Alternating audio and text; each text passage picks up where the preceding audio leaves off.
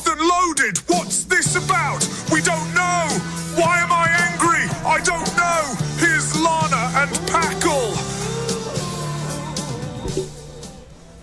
All right, good morning. Monday, January, what's the date today? I don't know. Today is January the 19th. I think I screwed up the date the last time I did it. January 19th. How are you? I'm good. How are you? I'm all right. I'm awake now. Long weekend, which we'll talk about. Obviously, we'll get in, talk about the Bears game yesterday. Talk about my weekend at Cubs convention and some of the things that happened there, both Cub related and my personal related and how it went. A little bit, maybe we can talk about the championship game. I do have an update on the Utz Pub Mix saga. I'll get into a little later, just a quick update on that. So, other than that, so it sucks. They lost yesterday. Kind of just the way it ended. Like, I guess I'm not as upset as I thought I would be. It kind of ended like normally. If that is as normal as it can end, it wasn't one of these stupid bounce off the uprights or a ridiculous referee call or a penalty or something like that. It kind of just, it was a good game. Like, obviously they have the ridiculous, miraculous touchdown at the end of the game, which I don't know. Like, obviously that, yeah, it's not that type of thing wasn't going to be sustainable, and it kind of just played out like an immediate time there instead of being over a long haul. But you can't keep winning games like that. So a couple of things in that. Obviously, I know Caleb threw the 3 picks. You need 3 picks in a playoff game, which isn't good, but it's the playoffs, and that kind of stuff happens. Josh Allen the night before on Saturday threw 3 interceptions, and he's MVP, reigning MVP, right? Mm-hmm. So it happens. You're playing the upper echelon of defenses, and it wasn't the greatest conditions last night. And we'll talk about that last interception that he threw. That, for all intents and purposes, ended the game. That wasn't. I probably shouldn't have thrown it, unless you're absolutely sure that that's going to be completion. Especially considering all you need is a field goal, right? That has to be an absolute wide open throw to do it, but he threw it with the intention that DJ was going to kind of flatten his route and come more across the field rather than kind of veering toward the post. But DJ gave up on that route. That's frustrating. 100%. And they called it immediately. Yeah, he just, like, obviously, like I said, there's miscommunication. Caleb thought he was going to hit that and come straight, like, right along the line, like, follow the line, the line across the field, like a flat route. And DJ was kind of going behind the safety. Caleb thought he was going in front of the safety.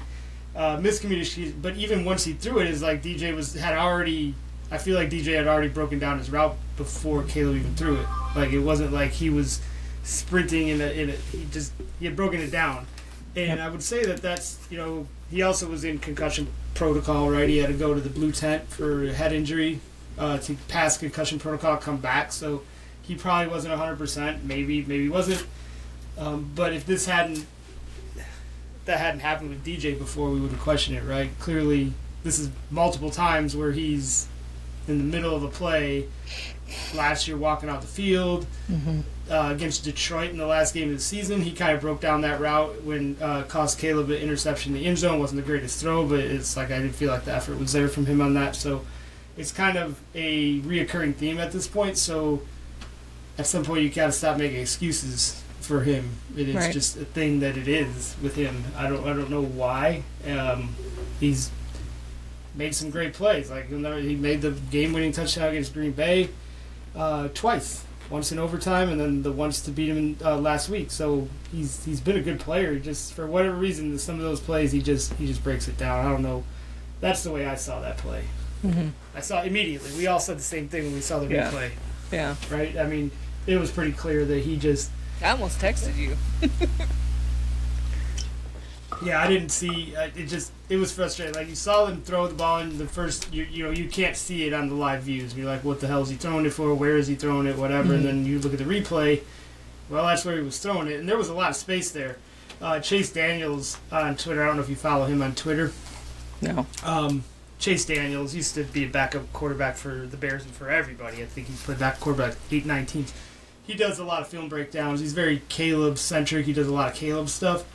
Does a lot for everybody else, but I was interested in his Caleb thoughts, and he broke down that play, and like when you look at it from different angles, like there was a ton of room where Caleb threw it if DJ runs that across the field. But there was a lot of other reasons they could have won that game. It just sucked that happened then. If Rome, they dropped so many passes. I think they only got credited with 3 drops that I saw, 3 or 4 drops. Mm-hmm. There was more than that. I mean, I know that the official NFL drop stat has to be, it has to be like it has to be a catchable ball, right? But these are NFL receivers, and these are all high. You got DJ Moore, who's one of the highest paid receivers in the league. Colston Loveland had a terrible game, dropped like 3 passes himself. Adunze is a number 1 draft pick. Never came back in though. They ever say no? What that Loveland was got a concussion. He did not. They missed him on the last 11 plays of regulation and in overtime, which really hurt him. I think if he was out there, it's a lot different game. They may not even need that miracle pass on 4th down. They may have already scored. I think he says he thought about going for 2. I didn't think it should have been a situation you went for 2. I think you just made that play. You're sending the game into overtime. You're at home. You take the tie. So I didn't have a problem with him not going for 2. I didn't either, but when Mario asked me about it, he's like, so do you go for 2 or do you take the point? And I said, I'd go for 2. I would go for 2. You're riding the high. His coaching throughout the game would indicate that he's going to go for 2. Because he went for it on all those 4th downs, right? Games, really. Like, you can't play it both ways, but at that point you were just like, you just had I agree. I'm not saying that it was wrong by any means. And it worked. I was fine with the decision to go for that the decision extra worked. point. They stopped the Rams on they stopped the Rams on the first possession. They got the balls. They had to do a field goal and they won the game. They did what it was supposed to do. So go downstairs. Just didn't work out. It was like I said, it was a kind of an odd thing for a Bears game to end like that. Just kind of just ended. It felt like deflating when it ended, but it wasn't like some kind of crazy ending. Once they got that pick, kind of knew. You had a feeling that the Rams were going to get that field goal. The defense played out of their mind yesterday. So you kind of go back and look at a lot of things. Like I said, that first possession, the Doomsday drops that wide open touchdown. He went wide open. He was open enough, NFL open, and the ball went literally right through his hands. The ball's a little bit behind him, but again, you're a first-round wide receiver.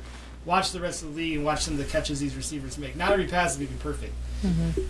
That ball was there on the end zone. It literally went right through his hands. He missed it.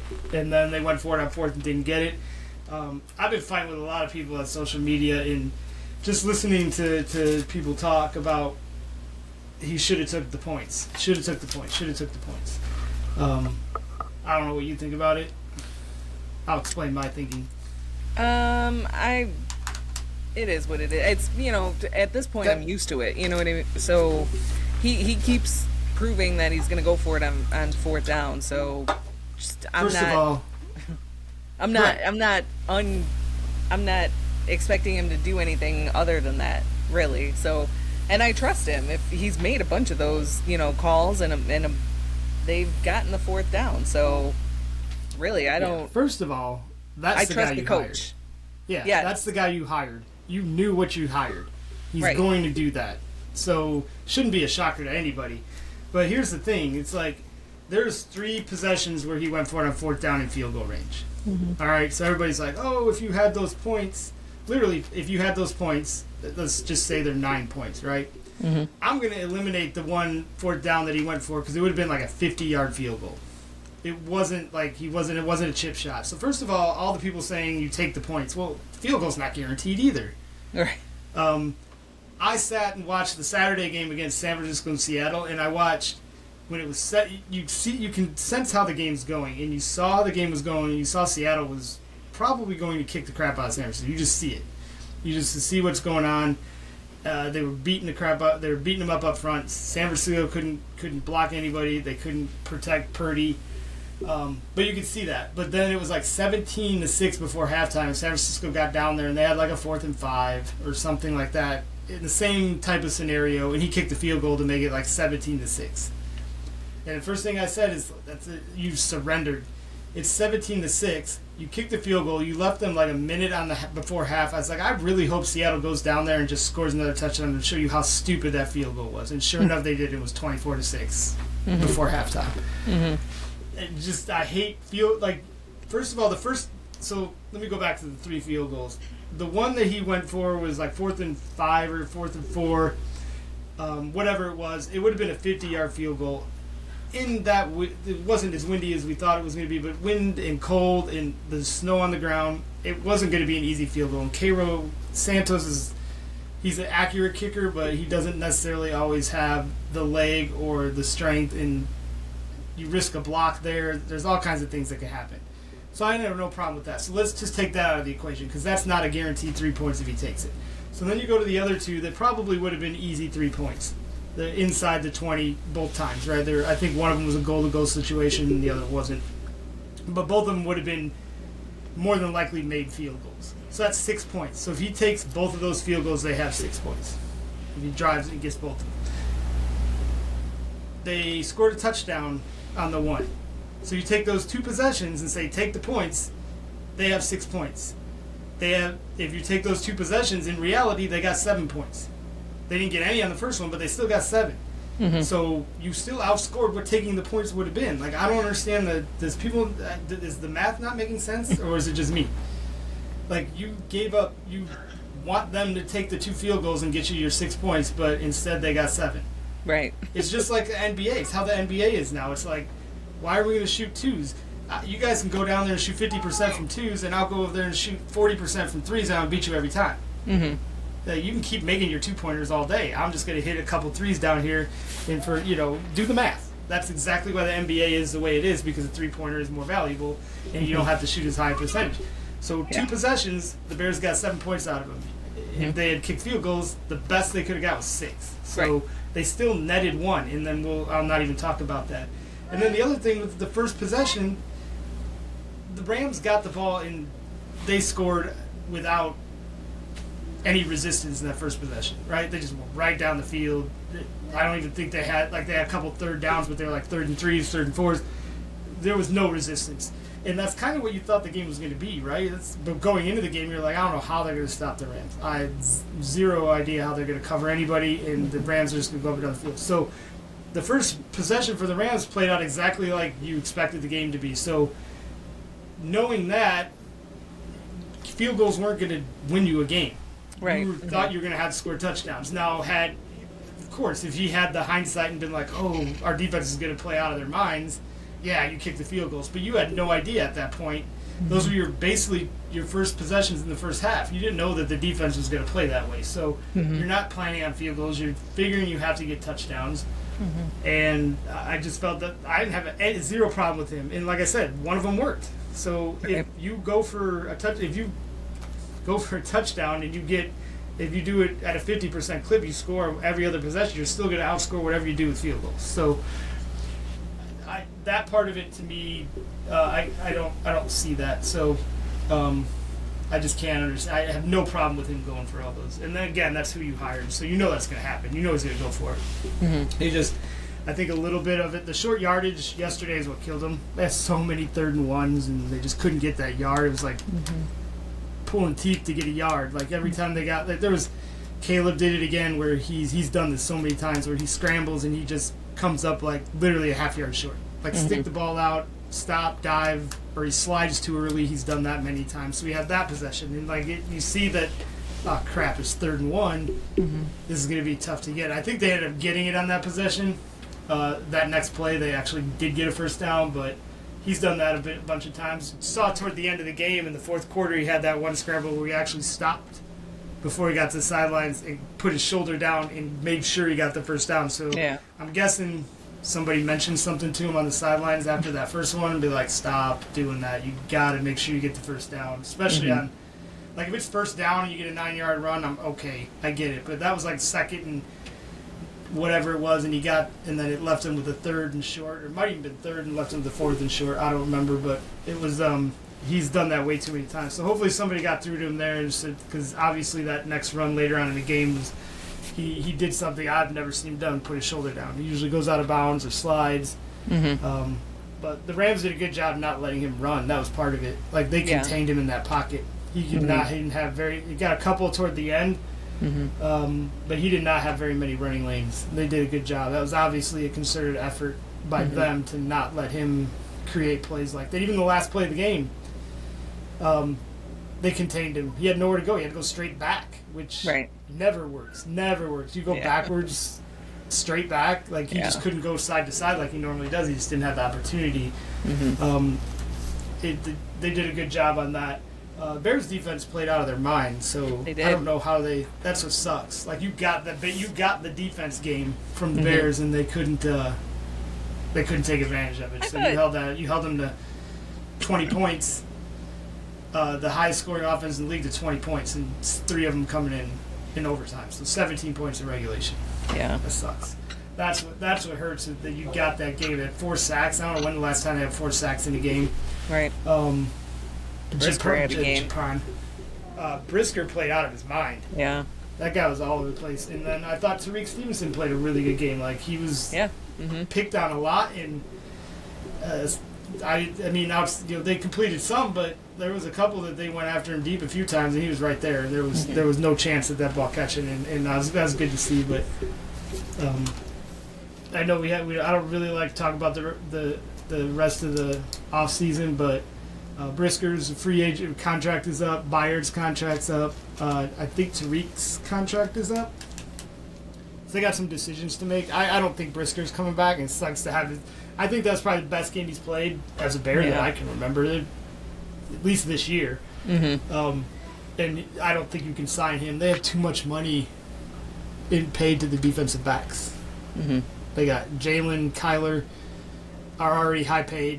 You can't just put all that. It's a salary cap. You can't put that much money into one position group. So hopefully they can bring Byard back, because it would suck to lose him. Hopefully out of short term, because he's old too. You might have got everything you got out of him this year. He's an All-Pro. I don't know how much more he has left in the tank, but you can't let both of your safeties go. So I think you can bring him back, because he probably come back a little shorter term and less expensive than Brisker. Brisker's good. Somebody's going to pay him a lot of money, and the Bears will be able to match that. So he'll probably be gone. I think replacing his safety is probably not is one of the easier positions. You don't have to necessarily draft one of those in the first round. You usually can find your starting safety, and Brisker himself is a second rounder. You can find a safety in the second, third round, and they're going to put all their draft focus on defense anyways. So I don't think that's a big deal. Edmonds, I assume they probably let Edmonds lead. Edmonds go. I don't know if his contract's up, but they're not going to pay him. So they got to cut cap. They're over the cap right now, so they got to find some money. I was reading a little bit this morning. So they are over the cap, but they have not restructured really anybody yet. And the NFL cap's not real. It's fake. Any team can circumvent the cap. It's not circumventing. There's just ways you can get around it. So even though they're over the cap, the rest of the division is also over the cap, but the Bears haven't really restructured. You know, basically what they'll do is they'll restructure somebody's deal, and they'll give them like fake years at the end, so they can spread out the cap number, and then pay them up front in a bonus. So they still get their money, they get it quicker, and then you extend them out, spread out the cap hit. That's how it works. You do that with big contracts. So DJ Moore would be one guy if they want to keep him. You restructure his deal, put that money into the future. You know, eventually it comes up and you have to deal with it, but for the next year or so. So they have like 80-some million just by restructuring that they can clear up. So they got plenty of cap room. They're actually in a better cap space than the rest of the division, especially Green Bay, because Green Bay's already paid their quarterback. So Love's already high paid. They're paying Micah. They gave Micah that huge deal. So the Bears haven't paid their quarterback, so they still got about 2 years to play. So they got next year's probably the biggest offseason. They got to probably go get who they want next year. The year after that, they're probably not going to have any room, and that's about the time when, if Caleb has another year, a good year next year, they're going to want to extend him, and then at that point, you have to start worrying about the cap. But they don't have to worry about it next year. They just got to draft well. They got to. I don't want them to. Everybody wants them to go get Max Crosby. I don't. I definitely would love to have Max Crosby, but then you're taking on his gigantic salary. You're giving up a ton of draft capital. I think they need, like I just said, they're going to need a safety. They definitely need a pass rusher. They're probably going to need some linebackers. They need a defensive tackle. I think if you just draft all of those and draft them well, you can fill all those spots in the draft and fill them up cheap. If you pick up Crosby, you're obviously giving up multiple draft assets, and then you're paying him, and now you are start worrying about the cap immediately. So, as much as I would love to have him on there and he'd make that defense a million times better, I just don't see how it fits. But you don't know. They're gonna do what they do, but I hope they just. I'd like to see him get more draft assets. I don't know. I don't think DJ Moore is going to be back. Yeah. Not because of the play yesterday or the plays this year. I just think he's an easy one that he's probably got. It's going to be hard to trade his salary, but I think you can move on from some of that salary.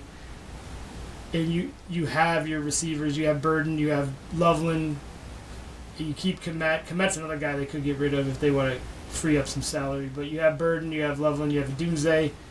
As much as Dunze can't catch a damn ball, hopefully it's an aberration and he just wasn't healthy and whatever. You can go with him next year and see, because he's got about another year before you have to make a decision on his contract too. So I don't know.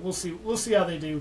I don't really get too far into it. That's for another podcast down the road when it gets closer to the off season. But they got to get through. Still got a month before the actual NFL season turns over, more than a month and some change, and at that point we'll see where they're at. They're probably going to lose a bunch of coaches. That's what happens when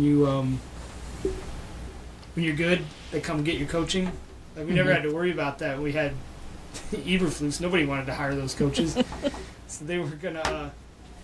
When you're good, I see that Bieniemy, the Kansas City Chiefs, are going to hire. It sounds like it's a done deal. They requested permission to hire him, or permission to interview him, and it sounds like the intention is they're going to hire him, because Nagy's he's probably going to get a head coaching job if it's in Tennessee or somewhere else. So they're going to, and his contract is up in KC, so it doesn't even sound like. This kind of sounds like they're just going to be like, all right, well, hopefully you get a head coaching job because you're not really coming back here. It's what it seems like, but I think he's going to get a job, and then it sounds like they're going to hire Bieniemy, and it sucks, but it's good. They rehabbed his image. Like, that guy was a top head coach candidate for years in Kansas City and just could never get a job for whatever reason. There's some issues with him being just too coarse and too rough on players, and he got some stuff reported to him, the Players Association, about rough practices and things like that. So he bounced around. The Bears brought him in as a running back coach, and he certainly rehabbed his image. Didn't hear anything about him. He got more out of DeAndre Swift than I ever seen anybody get out of DeAndre Swift. Another guy was 7th round pick, played well, so he did a good job. So if that's all they lose, that'd be good, but I don't expect that to be the case. I'm sure somebody.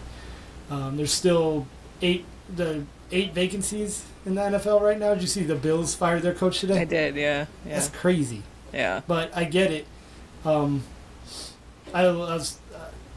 So there's he's been there, I think, 8 years. Is it 8 years? I have to look that up. But he's been there a long freaking time. And he's had a winning record. He's never really had especially once Josh Allen got there, he's been a winning coach. He's way over 500 for his overall record. But there is a thing that if you coach that long with one team in the NFL, you're probably, at least recent history and trends would indicate that you probably aren't going to win the Super Bowl. So it's like most coaches that win a Super Bowl, they win it in their first 4 years with a new team, and then after you kind of get past that 4th year, it kind of you kind of become stagnant, and you don't. It's hard to win. Like, so it just wasn't working out there. I understand why they fired him. I don't know. The timing sucks for them, because that becomes the best job on the market immediately. You have Josh Allen, you have MVP, their perennial playoff team. It's the best job in the market, but the 2 best coaches on the market just took jobs on Saturday, or the last couple of days. Harbaugh went to New York, and Stefanski went to Atlanta. Those were the 2 best candidates. So Buffalo obviously couldn't fire him before the playoff game, and if they had won, he probably still has a job, but they lost. So they let him go, but I just wonder and they'll never say it. Nobody will ever. I wonder if like Harbaugh or Stefanski are like, damn it, Yeah, took the job one day too early. Why did I do that? Yeah. So I don't know who Buffalo is considering hiring, because those were the two best guys out there, and they just took their job, and now they're fighting with the other 8 teams. But 10 teams fired coaches this year, which is the most since I think 2019, I want to say.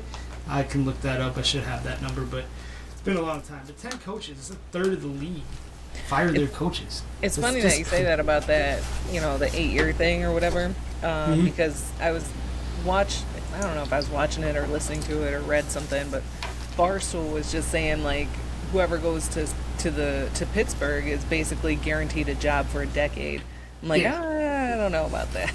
I mean, yeah, they're loyal, but, like, they really like Tomlin, you know what I mean? Like, there's something to be said about Mike Tomlin that I don't think that anybody could just walk in there and get that kind of treatment. Right. You have to produce. You have to be somebody who's producing.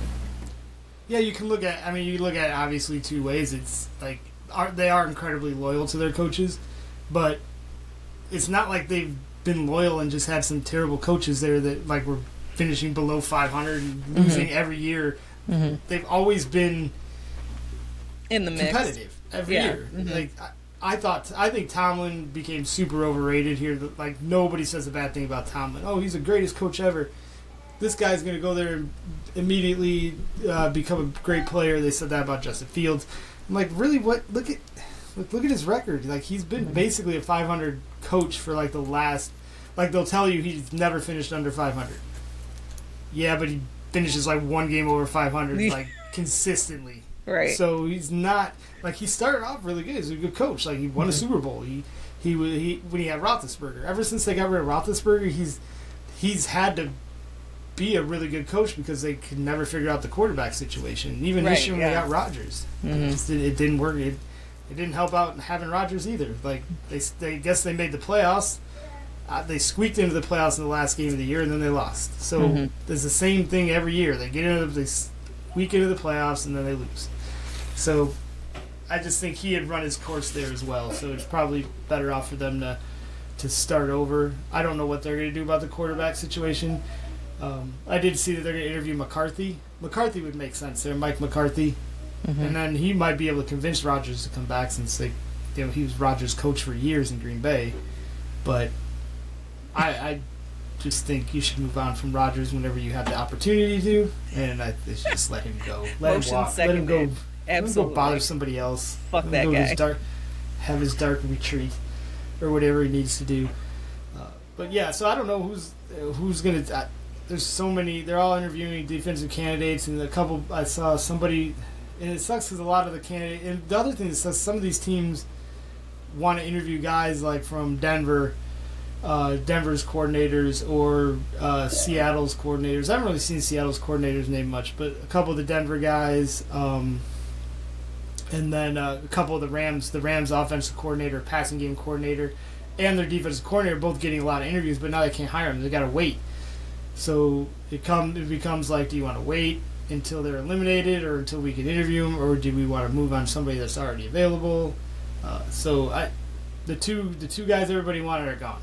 So it's probably the two best jobs that were the case, which was New York, and New York has a lot of talent, and I don't think New York was the best. I think Baltimore's still a better job than New York, but obviously Harbaugh was fired from there, so he couldn't go there. So I think he took the next best job that was there until Buffalo opened.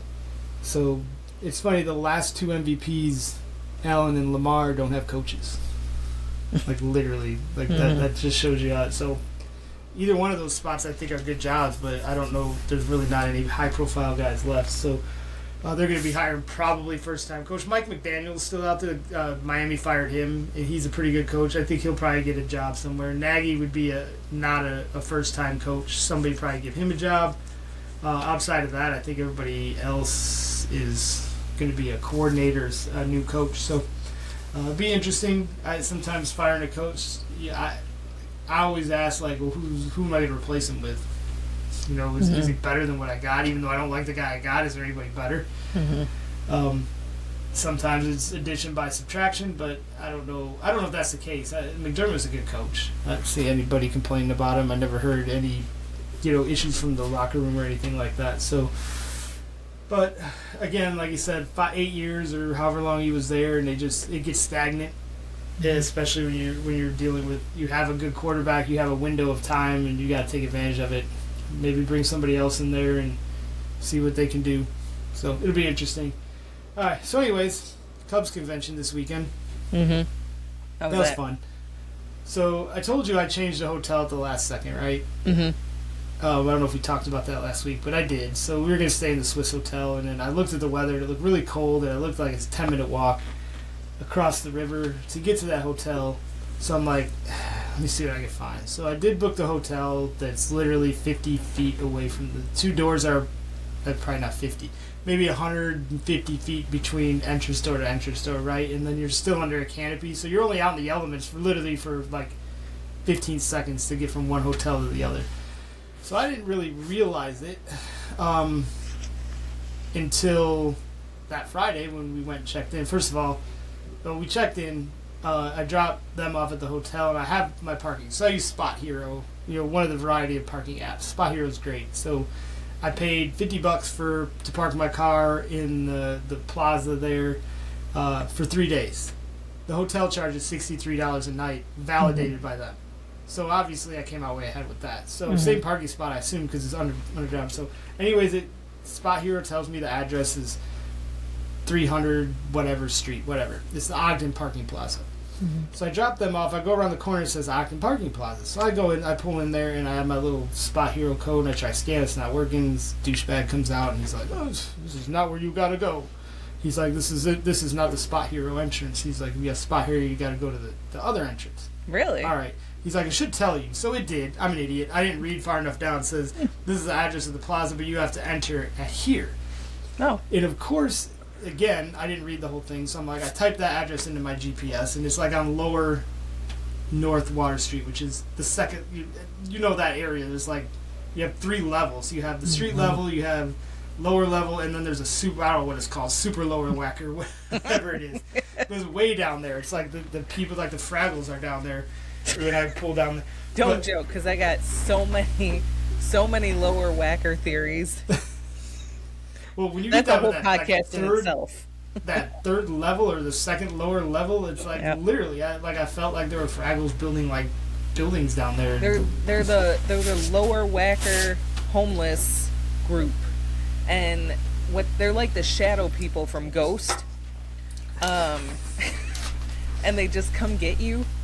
So like you don't even know, like if you even give the inkling that you're lost, they just come and snatch your soul, and then you're just trapped down and then there you're forever. one of them. Yeah, and then you're one of them. You're one of the shadow people. Either that or the people from Demolition Man that lived in the underneath the ground with Dennis Leary. Yeah, great movie, by the way. Love that movie. But anyways, so I put it in my GPS, right? I put in the stupid address that it says on Spot Hero where to enter. So I'm driving around, and I can't fucking find it. And I had to pee. Like, really bad. So I'm getting super frustrated, and I keep going around circles, and I'm like, it's not finding it. It keeps taking me to the same place, which is up. So then I'm reading, I'm like, what the fuck? So I'm like, maybe it'll tell me how to do it in the app. So I read the app, and like the third line down, which I only read the first 2 lines after I didn't read any of the lines. So I'm periodically reading more of this. It says, do not use GPS because it doesn't understand the lower parts of the thing. So if you would have just read the entire instructions from the get-go. Yes. So, but it says, if you need to use GPS, the only app that we've had success with is Waze. So, like, I had Waze, but it wasn't on my new phone. So I literally pull over the side, and I'm installing Waze. And it works with while Android you're Auto. a parking ticket for double parking. Trust me, there's people double parking all over the place out there. So I put it in Waze, and it gets me a little closer. Like, it's finding this, and I'm like, this still isn't working. Like, it's still taking me not to the right place. So I was like, I installed this app for nothing. So finally, I just looked at the instructions. It says, take this. So like the old school, not old school. Old school would be like actual map. Like you're Rand reading McNally. a map. Yeah. We're Columbus. So after old school, like our old school for us, like I'm old enough to actually remember maps, using maps in a car. I but did for too. the most part, most of my driving career was Google Map. You printed up the directions. Like you MapQuest. you didn't have the phone, but you would go on a computer and you would do the directions. You print it out and you just read it and do what it said. Mm-hmm. So that's basically what I was doing. So once I got that, I figured out how to get down there, and then I found the picture of where it goes in. So I go in there, freaking man, that like I dropped Heather out, but she would have never survived because it was like claustrophobic as all get out in that parking garage. Like first of all, I didn't think I made it under the thing that shows the clearance. Like I made it under that. It never seems like you're gonna make it. Never. I'm like, am I gonna hit this? But it said I was good. So, anyways, I found this park. I ended up parking, and then so I don't know where I'm at this point because I've driven around 7 blocks. That's the worst part about the parking deck too, because when you come up, you have no idea which way is north or south or east. Like I'm a north, south, east, west person. I don't know if you're like a McDonald's is on my right hand side and Taco Bell to the GPS has ruined my sense of direction. I'm pretty good with direction, but like I used to be. I used to know how to get to anywhere without a map. I used to do all the directions for my friends and stuff like that. And then ever since GPS, I think it's just fried my brain. It's like my brain, that part of my brain like flew away. Like we don't need this information anymore. But like, fill this with something else. I swear, you come out of the parking deck and it's like you escape the shadow people, and your soul's so happy that you've escaped them that you just lose all sense of direction. You're just So first of all, I forget to take a picture where my car is. So the whole weekend, I'm like, I'm never gonna find my freaking car. And then I got to the hotel. I was like, I have car locator on my thing. It should locate it. So I'm like, I'll just. So then I tried, and it's like, we cannot detect your GPS. Of course not, because I'm underground somewhere. So the whole weekend I was panicked about that day going back to get my car. So, but besides that, so I walk up, first go to the elevator. The elevator don't work. It's just not working. It doesn't say out of order. It's just not working. So I take the stairs. So I go up. It says the Lowe's Hotel level 3. So I'm like, all right, maybe I'm right under the Lowe's Hotel. I know I'm not far away, but maybe this would be great. I have a great parking space. I'm right here. So I go up to level 3, and I go through this door, and I'm going to this hallway. So I'm not at the Lowe's Hotel. I actually come up in the Grand Sheraton. So I'm under the Grand Sheraton, which is, I'm not staying there. But I walk up, and again, bear in mind I have to really, really pee. So I go down this, like, long, giant hallway. It's just like a hallway with nothing. Like, I don't know why it's a hallway. Like, it seems like it's just there's nothing there. It's just like hallway turn. It's like a maze. So then I pop in, I come out of this hallway, and all of a sudden I'm in the lobby of the Grand Sheraton, and there's just people everywhere registering for the Cubs convention. I'm like, I don't have any of my stuff. I said, Heather and her friend are at the other freaking hotel waiting for me. I can't even register. So then I'm trying to fight through all these people, and I can't find the main door, and I gotta pee, right? So I walked out the back side, because there's a door right there. So I walk on the river side of the hotel. So I'm like, I know where there's Lowe's is right outside the entrance. I walk out the riverside, but I'm on that side, so I have to walk all the way around the hotel in like a block, coming back north to get around the hotel and back to the front. So now I'm freezing. I'm so crabby at this point. But then I finally get to the front of the Grand Sheraton, and I walk over to the Lowe's Hotel. I go to check in, and I walk in. There's like all these people. It is cold. It wasn't as cold as it was. Like, it wasn't super cold Friday yet, but it's cold enough. And you're in the middle of you get the wind blowing through the buildings, everything. It's windy. So I walk to go where all the people pull their cars and stuff. And there's like 15 to 20 people wearing like Cubs stuff, just standing there outside. And I'm like, what are these creeps doing? Like, the Cubs convention is very creepy. Let's not sugarcoat it. Like, there's a lot of creeps there, and I'd put myself in one of those. But I'm just there. I like people watching, so that's my main goal. So I'm not creepy, like, chase down player guy, so I'm like, why are all these people standing out here? And so I walk in, and I go to check in, and I turn around, and like, a couple people walk by me, and I'm bad at facial recognition, right? 2 people walk by me, I see a bunch of kids running after them, so obviously Cubs players, right? So I go find Heather, and they're sitting there, and they're like, oh yeah, we met the head of Ricketts Security, we've been talking to him since, for the whole hour I was gone, because I think I was gone an hour before I parked and everything, and like, all the players stay here.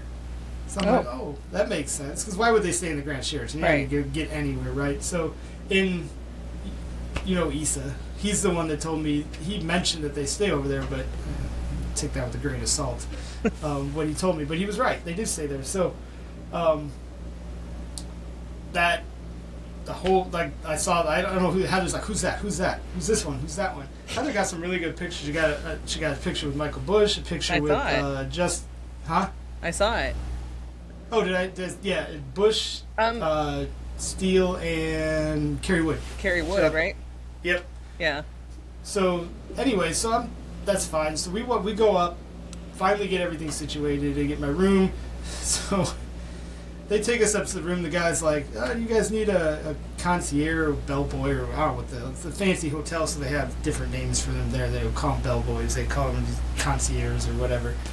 I was like, I don't know. We did have a lot of luggage. It felt like we flew and we're staying for a week because I don't know why we had so much luggage. But we had a lot of we had drinks and our food because we brought snacks and drinks for the for the room. Mm-hmm. So we did have a lot of bags. Like I only have one suitcase. So he's like, yeah, well, he's like, I'll do it. I'll take you up. It wasn't even a concierge. It's just some dude working at the thing. I was like, well, just give me one of those rolly carts and I can do it. Some guy. Yeah, he was in a suit. Like he clearly wasn't like a bellhop dude. But he's like, I'll do it. I'll take you up there. I'm like, all right. So she gives me the things. It's like 12:04, and I'm like, where am I going? Like he's just putting all the luggage on the rolly cart, and he's gonna roll it up there. I'm like, well, can somebody tell me where? I have no idea where to go. Like, so they're like, yeah, go around the corner. There's the elevator. Go up there. So I get to the elevator. I'm like room 1204. So before I get in the elevator, I was like, well, what floor is 1204 on? And he goes, well, probably 12. I'm like, now I feel like an idiot. So I didn't realize there was 12 floors. So we're on 12. So we go up to room 1204, right? The key on the thing, open the thing, we walk in there. There is somebody else's luggage all over this room. There's nobody in the room, so thankfully, because who knows what would have happened if they would have been in there. So obviously somebody had that room already, but my key opened that door. Oh my God. I didn't walk in. So think about that. If they were in there sleeping or something like that, I just come strolling in.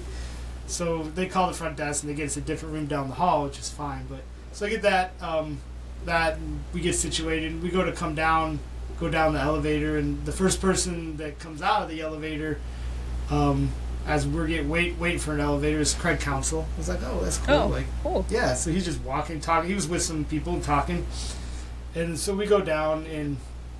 Then we go across to the Cubs convention. What a disaster that first night was. I was super frustrated because one of the only things I really wanted to do was the opening ceremony. Mm-hmm. And we walked over there, and I don't know what we did. We did our registration. You have to do, it's just like getting tickets. You go there, scan your app on the phone, click, click, click. Okay, here's your passes. They give you the little lanyard and everything else.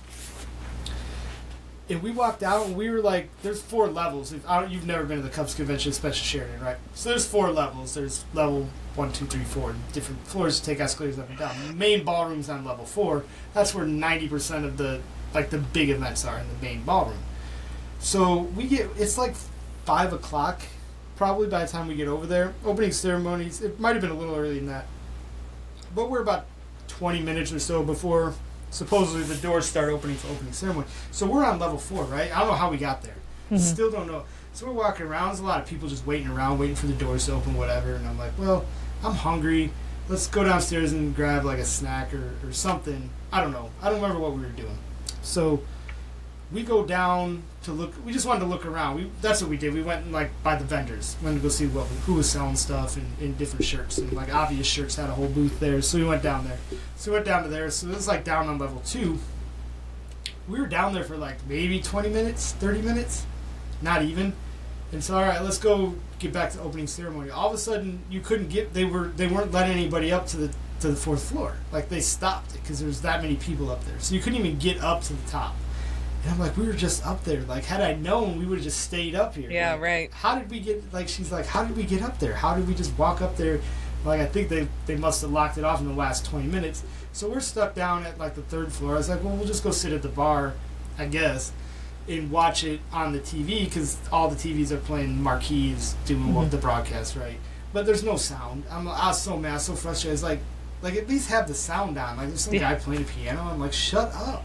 Like, I can't get in to see the opening ceremonies because you clearly oversold this. There's way too many people here, and a lot of people were complaining. I was searching Twitter while I was sitting there being angry. So you couldn't hear it. I could see it, but I couldn't hear it. So I'm frustrated. So I'm like, screw it. Let's just go back to the lobby. Let's regroup. Because, we're probably not going to get into the Dempster thing. But I was hungry. I want to eat. Whatever. So we walked across back to our hotel, and we sat in the lobby. And that was kind of cool because that's where we got all the pictures. Like, Cubs players are just, every 5 seconds you see a player come through. I ran into Zambrano. Did you really? Run it. Yo, he was. I have a picture of him. So he was literally in line behind me at the coffee shop. Yeah, he was. I saw him multiple times. He was like very front and center. He was like passing through that lobby. Is he still pitching for the Windy City? I don't think so. Oh, was that like a one and done? He looks like he could pitch though. The guy looks the same. Like he probably he still looks like he can go out there pitch. right now and pitch. But it was fun. I saw him like he was Saturday. Like my favorite. I love Zambrano. He's him and Kerry Wood are two of my favorites. Yeah. I was getting coffee at the little coffee shop. I wasn't getting coffee. I was buying a Red Bull. It's the only place I could get one. So I was in line at the coffee shop inside the hotel, and like I didn't notice. It was only me, and I looked as I was paying for my coffee. I just glanced behind me. I knew there was somebody behind me in line, but I didn't look. It was him, literally standing right behind me in line. So I snapped a picture after I paid, but I didn't want to bother him. One of the days I came down the put your head through a Gatorade cooler. He's not one that you want to bother. He seemed friendly enough. So who else did I see? I rode the elevator down one time. Crane Kenny, it was just me and Crane Kenny in the elevator. No shit. I just you ask him about the magnet schedules? Dang it, I should have. How did I failed. Damn it. You had one job. I had one job. You're starstruck. I was. Like, Mr. Kenny, great job. I have one complaint. The magnet schedules. Can you bring them back? You should have texted me at some point so because I definitely had an elevator ride with him. I had an elevator ride with Ben Brown. Ben Brown was that guy's weird. He sounded like his hair. Ben Brown. Saw a lot of Addison Russell the first night. He had his whole family. Like they in the bar in the lobby. Yeah, he the hotel, Lowe's Hotel, is a big giant sitting area, but it's kind of just goes into the bar. Like the bar's not a separate room. It's like the lobby with all the chairs, and then they got the big TV area, and then there's the bar there. It's all kind of one thing. So you're sitting there, and I thought they would have cut ties with him. No, they brought him back for the convention. It's a big thing. A lot of people were mad about it. Really? But he was there. He didn't have any events, but he did. He was there for the opening ceremony. But he sat down there with his family, and they ate. And nobody really bothered him. Was Schwarber there? So he was not there for the convention, but I guess the Cubs had a private Cubs only team event on Thursday night where they all went out and apparently got all hammered and drunk because Rizzo talked a lot about that in one of the panels. Oh. But I know Ross was there for that. Schwarber was there because I saw somebody posted pictures of Schwarber taking pictures with their kids. I don't remember who it was. He was there. I actually literally bumped. Well, oh, I'm sorry. Go ahead. I did literally bump into Ben Zobrist. Did you really? That's kind of cool. Yeah. So the next morning, Saturday, I go down and I want to see the Jed Hoyer and Carter Hawkins panel. It's like one of the things I want to do because that's like interesting to me. Like, I know they're not going to say anything and they're not going to be like, "Oh yeah, hey, right now we're talking to this guy and we're going to," they're not going to tell you that, right? But right. It's still nice anybody, to hear some insights especially from them. your podcast followers. Yeah. So they do talk a lot. They got into some stuff. So I wanted to get down there for that. So it started at 9. So I got down there like 8 o'clock. So I go in there and I get a seat. And not a lot of people were there. There's a lot of open seats. So Heather and her friend, is taking them forever to get down there. So I'm there by myself. And I watched that. That was fairly interesting. I'll get into that. But the next one was, I want to say the Cubs pitchers. They had like 4 pitchers out there, panel of that with the Hayes. But then the 1 o'clock one was the 2016 World Series reunion special. So I'm like, that's going to be packed. I was like, we're going to have to sit here through all of these until that. Because if we leave, by that time Heather and her friend, so I had the 3 seats. I was like, we're not going to be able to vacate these seats and come back. So we would all take turns going out and getting a snack or going to the bathroom or whatever. So I think I was going to go to the bathroom. So I walked out. and it was right before the 1 o'clock thing. So let me run to the bathroom. So I go out through the main door. Right, there's like the ballroom has like 10 main doors in the back side of the ballroom leads you out into the lobby. So I go to open the door, and I'm kind of not looking. There's a lot of people already, like, kind of lined up, so you have to weave your way through all these people to even get to the door because they're just milling around back there. So I go to open the door, and somebody at the same time is pulling the door open, the same door I'm going out, and I take a step through it, and the person steps into me, like, it bends over us and bumps into me, and he's like, oh, I'm so sorry. He's like, I don't think I should be coming in this door. And I'm like, I don't think you're going to get very far if you go in that door. So he's like, yeah. And then I think one of the handlers came and got him and walked around the backside. That was kind of funny. So he was like, the 2016 thing to me was slightly disappointing. It's like just Rizzo and Zobrist, and it was mainly Rizzo, because anytime Rizzo's on a panel, he's the one that does all the talking. Yeah. So it was all right, but like I didn't see Madden on any of those panels. The Jed Hoyer thing was kind of they got into a lot.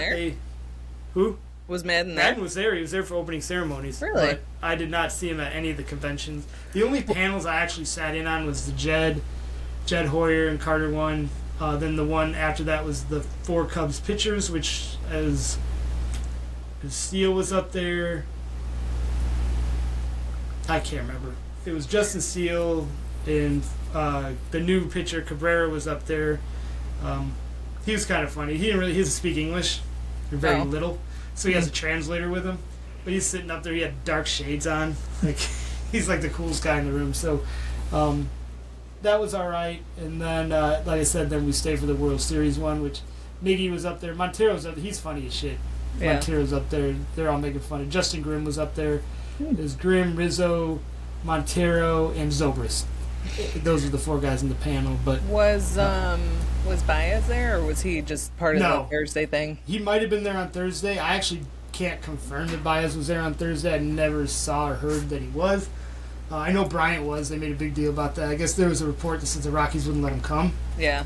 But I guess that's a false report. That wasn't true. That was Somebody's proven untrue. So he wasn't there. Schwarber was definitely there, and that's the only one I know for sure that was there. But Ross was. I know Ross was there for that because they were talking about. That was one of the things. Who? Arrieta.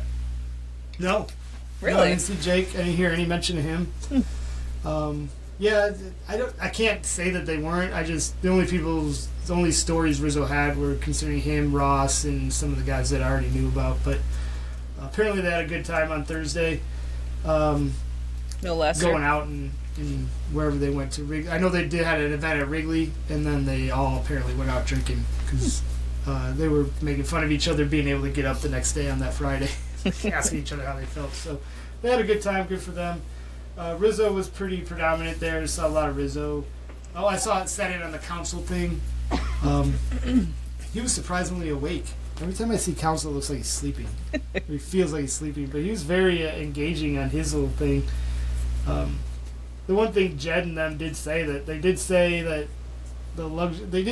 it, but they made it like they were asked about the luxury tax, and they kind of just said it's not really a concern right now. They didn't really literally say that, but you read between the lines, right? It's kind of implied that they're not worried about the luxury tax, which was good to hear.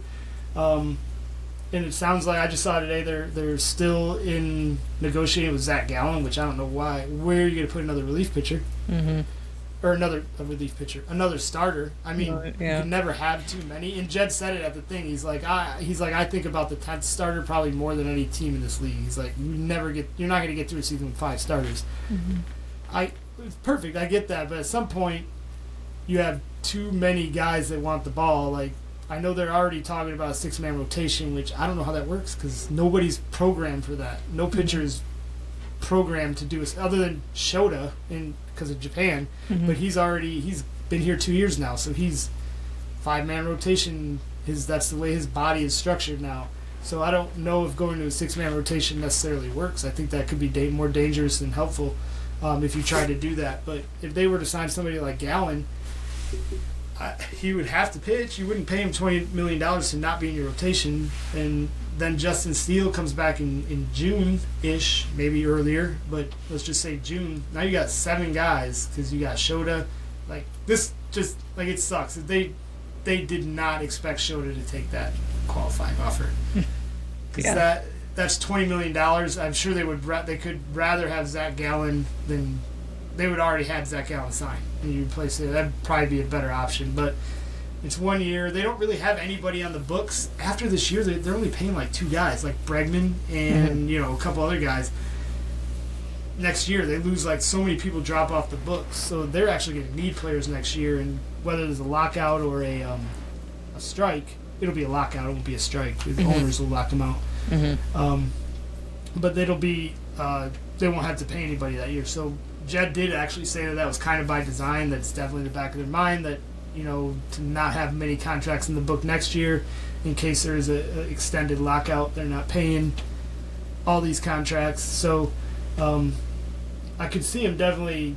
They have some room to add guys for future deals. It would put them over the tax this year, but they would be nowhere near the tax next year. And it doesn't matter where they're at in the tax because the whole CBA is going to get blown up anyways. Everybody's mad. The Dodgers just have unlimited resources. They just gave Kyle Tucker $60 million a year, which is ridiculous for him. But he fits in perfectly there because he won't be in the limelight, and I don't think he likes that. He didn't really like playing here. He didn't want to go to New York, so he goes to the Dodgers where he can kind of just slide under the radar with all the other superstars there. It's probably perfect for him. But they just here's $60 million. Like they're paying him 60, Shota 70, and I know Shohei. Yeah, Shohei. All his money is deferred, but it's still $70 million a year, whichever way you look at it. So it's just ridiculous that they can do that. I don't think they're going to get a salary cap. They'll never do it. I don't even I guess I'm not a. Probably my brain doesn't wrap my head. But how do you introduce? They go on a lockout. So the owners are going to go on a lockout.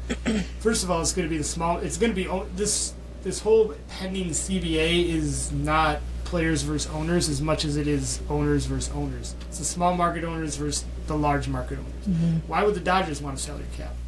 Right. Why are they going to fight for that? Just sign whatever the fuck we want. We don't need it. Yeah. It's the small market teams that are like, this isn't fair. They got all this money. Well, they do have revenue sharing, so they're spend their tax bill for being over the luxury tax, and they're like way over the second tier. They're hundreds of millions over the tax.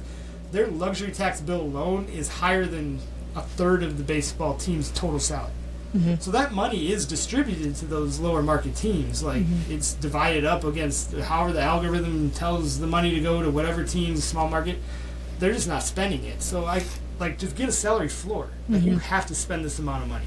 And the revenues can be divided, and then I guess you can maybe just have higher penalties when it comes to the tax. Leave the tax how it is, I guess. That way the money can get put back to the other teams that can't really generate that kind of income. And then just penalize them with draft picks. Like if you go that'll stop it. Yeah. If you start losing draft picks, you have a choice. Do I want to spend all this money over the tax, or do I want to keep my draft picks and try to develop people, or play it kind of half and half? Yeah. So that's one option they can do, but I don't know how they're gonna. It's gonna be an extended lockout because it's owners versus owners. The players are they don't want a salary cap, of course. They'll never get that. They'll never get past. The players will never get that. Allow that to go. Any version of a salary cap. But even if let's just say for some miracle they both agreed on a salary cap. How do you institute a salary cap? The Dodgers have a 400. Right, the Dodgers have a $400 million payroll. You just all of a sudden going to tell them oh, you guys are $200 million over the cap. You have to cut half your players now. Yeah. You can't do that. So you'd have to grandfather it in and roll it in over the course of probably 10 years, 10 right? years you couldn't just roll that in. Because that's most of the contracts.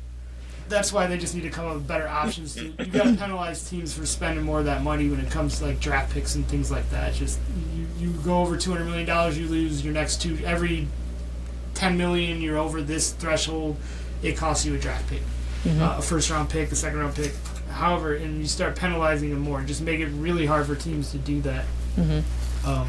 That's a good idea. Like honestly. I said, salary floor needs to happen.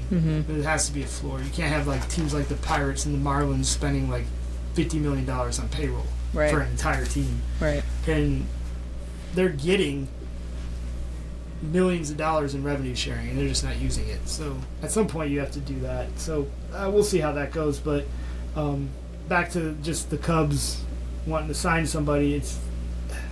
They do have, like I said, they have room if they want to sign. There's another infielder that I saw Miguel Andujar. They're interested in today, that they were brought up with that. I don't see how they need another infielder either, but that just leads me to believe that they want to sign another infielder, which would be a good signing. He's a good player. He wouldn't be a starter. He'd be a backup, be a good bench bat. But signing him would lead you to believe that they're either going to trade Shaw or Nico, because they really wouldn't need another infielder otherwise. So they still have some work to do. Jed and them, he's pretty insistent that they are definitely not done. They're not done in the offseason yet. So he did definitely say that in the thing, that they got more moves to make. So we'll see what happens with that. So that's really it from the Cubs convention. It was a good time. They had they had this thing called, it was Reception with Tom, and it was one of the events, and it was like 7:30 on 7:30. It was 7:30 on Saturday night, and it was in the Shula's Steakhouse. Which is inside the Grand Sheridan, right? So all it said was, have a reception with Tom Ricketts over a beverage. So I'm like, well, I'm already having beverages all day, so I might as well see what that is. So I'm like, it'd be something different rather than sitting in a big giant ballroom and just listening to. And if you've ever been to the Cubs convention, you haven't, but like they do the whole thing. They're usually about a half hour-ish, 45-minute long panels, and usually like the first 30 minutes, probably maybe half of the panel time is, Boog or whoever's running it, Boog or DJ, whoever's up there emceeing that particular panel, asks a bunch of questions, they talk back and forth, then they open it, people line up and down the aisles to ask questions. It just, at that point, like, I'm done, because 90% of the questions are like, oh, you're my favorite, can you tell me what it's like to put your shoes on as a baseball player? Like, I don't need to hear that. Like, I get it. It's cool because they're kids, right? You're putting kids up there, and they're on camera, and the camera's right in front of them. I saw the one that talked to Rizzo, and he's like, what? Can you explain the feeling that you had when you won the World Series? Won the World Series. Shut up, kid. Get out of here. Yeah, but then all the audience ask the like, hard-hitting questions ask about the magnet schedule.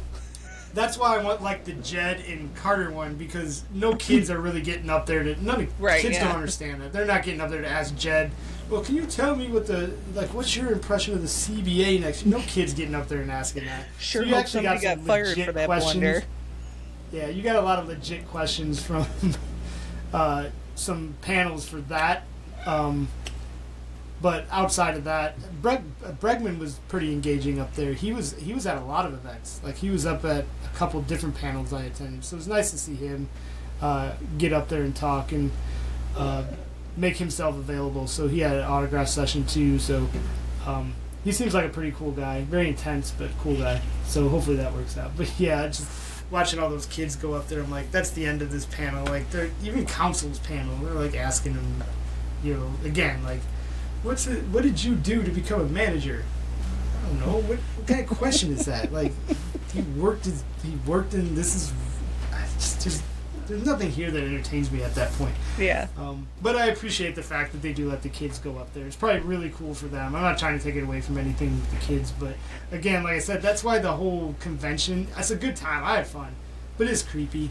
Like, the general thing of it, the essence of it is creepy. Mm-hmm. Like, it's a bunch of adults and kids intermixed trying to do the same thing, being overly aggressive with, running after players, running into the opening ceremony when they open the door. To me, it sounds like essentially a bunch of home runs that everybody's jumping on, and maybe a Karen gets it, maybe a little boy gets kind it. Of the same thing. It's like a the Star same Trek thing. convention. Yeah. With Cubs fans. Yeah. Imagine that. So yeah, it's the whole essence of it is creepy, but I had a good time. I'm really glad I stayed in the other hotel. So if I go back, I will definitely do that. How was the other hotel? Like, overall, just very experience. nice. It's super nice. Yeah. Yeah. We watched. Are you sold Saturday on the night, we just luxury stayed there and hotels? watched football. No. What? Are you sold on the luxury hotels now? I am. It definitely was a nice hotel. They were super nice. everything anytime I had a question, they gave me a cot because it was only one bed, and I was asleep on the floor. But the guy's like, "Oh, I'll just bring you a cot up here." It's like, okay. Like, is there a charge for it? He's like, nah. He's like, I'll go get it. It's like, okay, cool. And then, every time you go to the bar, they're like, you just want to charge the room? It's really easy to do that, right? So then you go down at the end of the night, and you're like, God damn it. No, you get your bill at the end of the thing, and it has everything tacked on there, and you're like, oh. Yeah, yeah, exactly. Hates me. Yes, that was my point. Like, I knew it, because I knew we kept adding things to the bill. Like, we had dinner at the bar down there.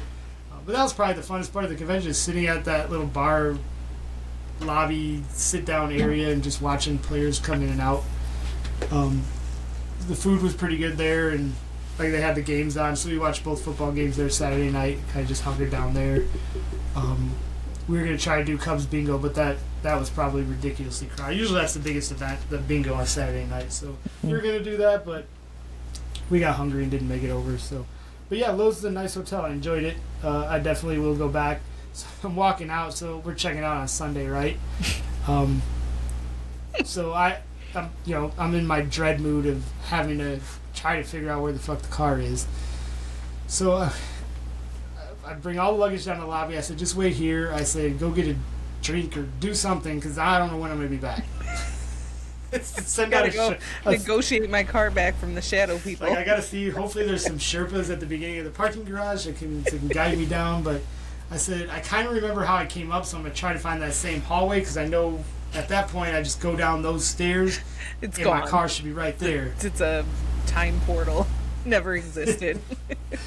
So, first of all, I walk out of the hotel. Right, it's cold as shit on Sunday mornings. It was cold. Mm-hmm. So I walk out, and I have to walk across the street to them. As soon as I walk out the door, I hear somebody yelling, "Chris!" And I'm looking around. Issa, his car, sitting right there. Hey man, what are you doing? What am I doing? Yeah, what are you doing? What are you doing? And he's like, "Oh, I'm picking up my buddy, the coach." I know who his buddy is. I'm gonna say I don't want to put that name out there, right? Yeah. But it's one of the coaches that I know he knows, because I've been to a game with him, and he's like, he needed a ride to wherever he's going. I don't know what he said. So I'm like, it's so weird. I was like, yeah, it's like Zambrano was right there at the entrance. He was leaving at the same time as us. So I thought he'd be like, I told him, I was like, yeah, this was great. All the players were here. He's like, Zambrano's right there. And he goes, oh, Zambrano's inside there? I said, yeah, he's right there. He's like, oh, hold on. So the coach gets in the car. He's like, I'll be right back and go say hi to Zambrano. So he went inside. So that was I got out. I didn't have to stand out there anymore. So, so then I walk across, and I find this hallway, this weird hallway to nowhere. So I found the car very easily. I was pretty impressed. I walked down these stairs, and I'm like, the car should be right here, and that's where it was. So, the car, I dreaded that whole weekend, but I was able to find it. So, you please the shadow gods. Yes, I was not kidnapped by the shadow gods. I was not attacked by any, like, Dennis Leary and any of his weird characters. It was a good trip. I enjoyed it. I'll definitely do it again next year and stay in that other hotel across the street, and not stay in the Grand Sheridan. Farther I can, I'll deal with the creepy people for what I have to, but that way, because no creepy people are in the hotel. They won't let just randoms in the hotel. You have to be in the hotel. It's too nice. Grand Sheridan, there's just all kinds. You have to have your pass on to be in there. You have to wear it around your neck.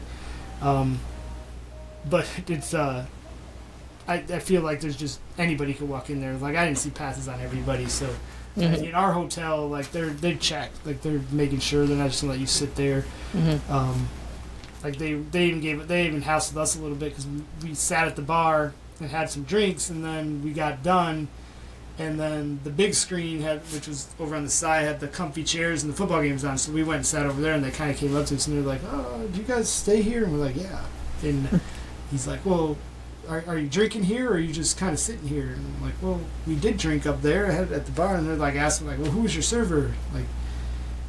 I don't know his name, but it's that guy over there. Whatever, it's yeah, we closed out and we came over here. And then he came back and apologized. I'm sorry. He's like, just have a lot of people that are sneaking in here and just kind of milling around the area. And so I was like, no. I was like, I paid whatever. It costs probably $10 for a beer up there, so you definitely got my money out of me. Yeah, right. But so good time, good event. I think they just oversell that way too much. There's way too many people in there. They should cut that down in half. Oh, I didn't finish my Ricketts thing. I got off way on a tangent. So yeah, I do this Ricketts thing, and it says reception time over a beverage. I'm like, well, over a beverage. So I wonder if they're going to give us a free drink. Like, that's what I'm thinking, right? And so we walk in, we wait in line, so like 40-minute line, because people started lining up like when we walked over there, and it's like an hour before. I'm like, they're already lining up, so I guess we should probably get in line. So we sit in line, and they let us in, and they did. They gave us a ticket. They're like, first beer or wine is on us. I'm like, oh, okay, cool. So we had a drink, and then we it's basically him just in like kind of it's in the steakhouse. They have all the tables, and then they got kind of a table right in the middle where he's just kind of standing there, Tom, and you can just go talk to him. That's pretty much all it was. But they also had free food. They came around with little mini hot dogs, like Chicago hot dogs, little mini ones. Oh, yeah? Like hors d'oeuvres, and little mini hamburgers. And you get as many of those as you want. So, like, I had a couple of the mini hot dogs, had my free drink. It was good. I mean, I didn't go talk to Tom. I didn't really want to go. There was a line of people to get up to talk to him. I'm like, I'll just sit here and... How's your soccer team? Hey, what do you think of the CBA tomorrow? Yeah, right. What happened to the magnet schedules, Tom? We need to know. I have a whole bunch of people that are depending on me to get an answer on the magnet schedules. Dang it! I just wish I would have thought about it. I would have went up and asked him what about the magnet schedules. Like, I had Crane Kenny in the elevator. I had the perfect time. Like, he would have been like security. Like, he probably got like a little microphone on his lapel. All the questions, these fucking weirdos that come out of the woodwork asking me about the magnet schedules. Yeah. There's a camera on them. It's like guys in the security room. They're like, we got a magnet schedule alert on elevator 2. Security over there. Independent thought alarm. That's what I was thinking. Independent thought alert. So next year, if the magnet schedules aren't back, I'll make it a concerted effort to find and chase down somebody that can tell me. I think we're gonna find out, because I think I might want to go to opening day this year. I mean, I've always wanted to go to opening. I always want to go to opening day. I just to the actual game, or just chill around the park. No, to the game. I've done both. I've had the intentions of doing both, and I won tickets. So.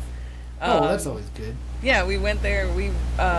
Because we had been going to opening day for like, I don't know, 3-4 years or something, and then like one year we just didn't buy tickets. I don't know. We were both poor or something. I don't know. Maybe, I go with my friend Bianca, and I don't know. We just didn't buy tickets, so we're like, well, we'll just go up there, and it's an experience. Like, it's fun to hang out down there, whatever.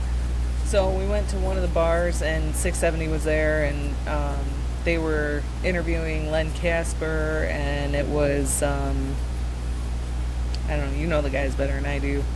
I forget who it was, the fat one. How many years ago was that? Before kids. Probably 2013, 14, somewhere in there. I don't know. Yeah, the fat one with the sideburns. The host? Yeah. Sideburns. Boards and Bernstein back then? No, it wasn't Boards and Bernstein. It was, maybe McNeil. Maybe Dan McNeil. He was younger. But anyway, so it was them, and they were interviewing Len Casper and all that, and like, I don't know, we entered something, and we won tickets, and so we ended up running over there to go sit in the bleachers or whatever. And so then, after that, we were like, well, we can never miss an opening day, and so then we always made an effort to go to opening day. But when 2020 hit, obviously nobody went to opening day. And then 2021, I was pregnant, and I was very pregnant when opening day, because I had Vin on Memorial Day weekend. So April, end of March, I would have been conveniently having your kid on Memorial Day weekend, so you didn't have to work. Talk to me if you need tips on how to plan that. Pretty sure the tip is to get pregnant. You got to get pregnant on Labor Day weekend to give birth on Memorial Day weekend. Gotcha. There you go. There's the big secret. I already missed that opportunity this year, so I'll have to wait till it rolls around next year.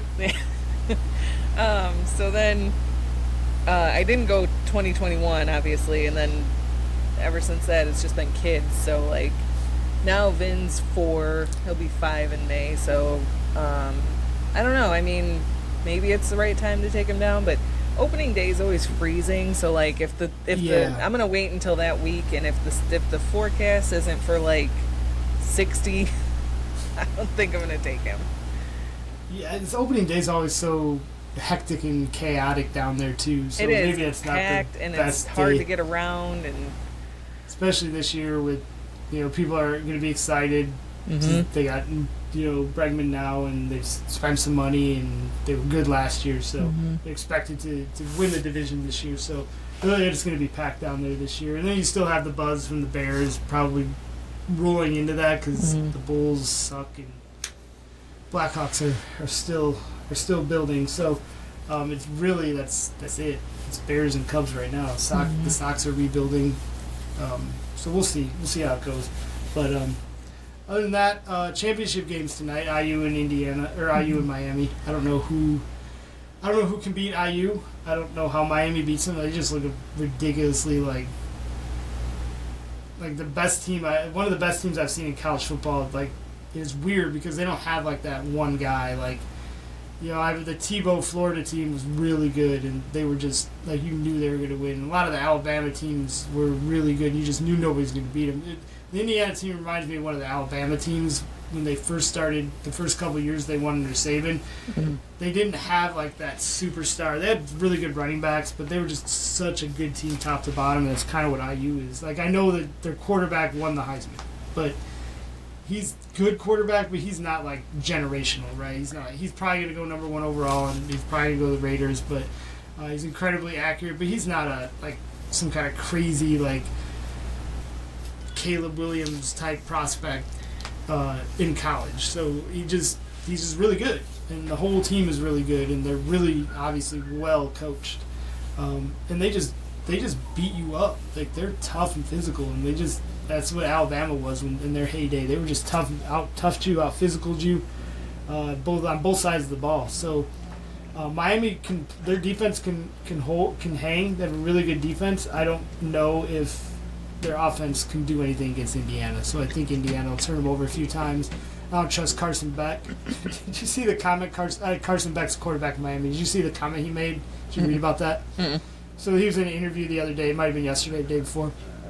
They asked him how he was doing, if he had class or something recently, and I think his quote was, "No class. I graduated from Georgia 2 years ago." It's Miami's quarterback.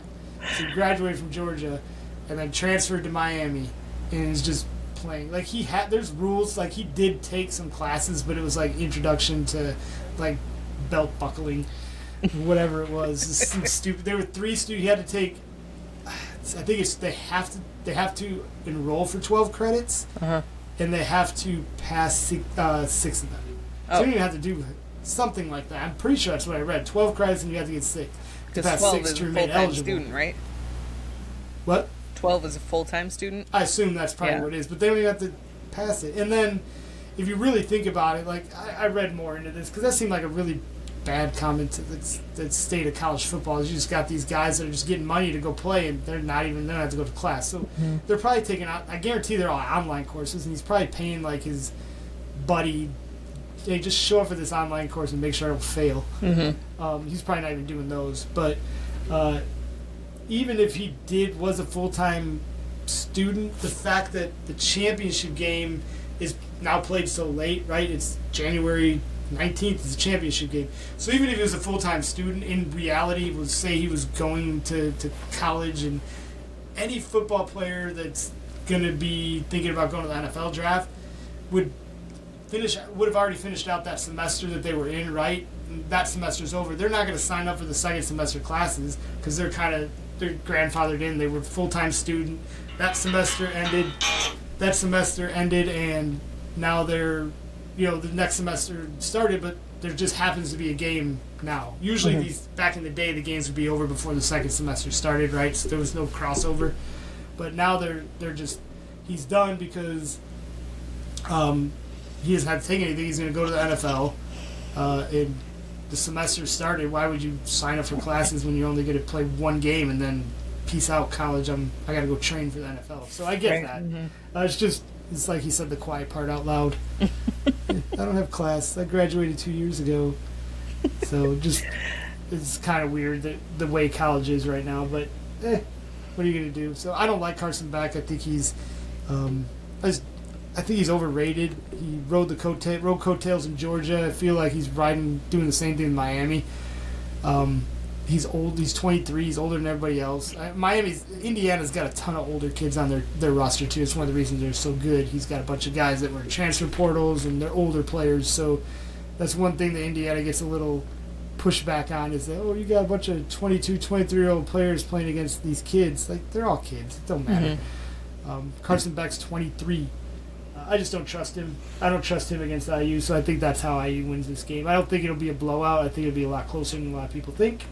But I do think IU wins. I just don't trust Carson Beck. If Carson Beck plays a good game, Miami can beat him. And I want IU to win. I hate Miami. We talked about that last week. I hate Miami. Going back from years ago when it was Catholics versus convicts. I just don't like that team. I didn't like Jimmy Johnson who was there. So I still hate Miami, so I'm rooting for IU. It's amazing the fan base IU has. You don't realize how many people went to go to IU, and I'm just talking here, like across the country. Like they have nobody ever knew it because there was never a reason for them to travel around and follow the team because the football team's been bad forever, and the basketball team hasn't been good for a long time either. But basketball's different. Not everybody travels to, but.